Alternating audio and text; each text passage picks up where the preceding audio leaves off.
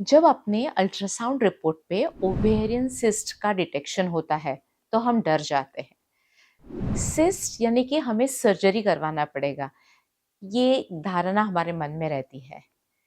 लेकिन हर एक सिस्ट की सर्जरी जरूरी नहीं है।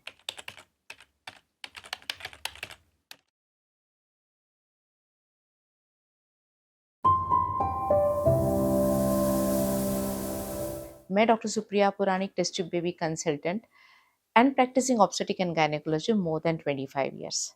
आज हम जानेंगे कौन से ओवेरियन सिस्ट की सर्जरी करना जरूरी होता है। जब अपनी सोनोग्राफी रिपोर्ट में ओवेरियन सिस्ट होती है, दवाई देने के बावजूद भी ओवेरियन सिस्ट नहीं चली जाती, या ये सिस्ट का साइज जब 6 सेंटीमीटर से ज़्यादा रहता है, या इसमें कुछ सॉलिड कंपोनेंट्स रहते हैं, ट्यूमर मार्कर्स पॉजिटिव रहते हैं, तो हम सर्जरी करवाने के लिए कह सकते हैं। कभी कभी ये सिस्ट का टॉर्शन हो जाता है और तभी हमें सिस्ट की सर्जरी करवानी पड़ती है।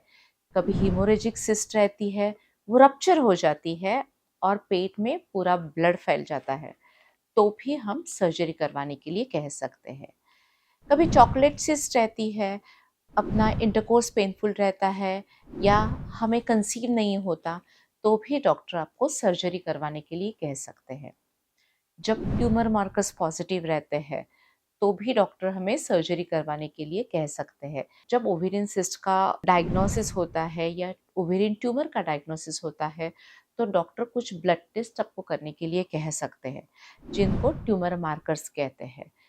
ट्यूमर मार्कर्स दर्शाते हैं कि ये ओवेरियन सिस्ट कैंसरस है या नॉन कैंसरस है, या किस टाइप के सेल्स से ये बनी है, कितनी जल्दी इसकी ट्रीटमेंट करवाना जरूरी है। कभी डर्मोइड सिस्ट रहती है, सिस्ट एडिनोमास रहते हैं, तो उन केसेस में डॉक्टर आपको सर्जरी करवाने के लिए कह सकते हैं। तो ओवेरियन सिस्ट इसका मतलब सर्जरी नहीं है।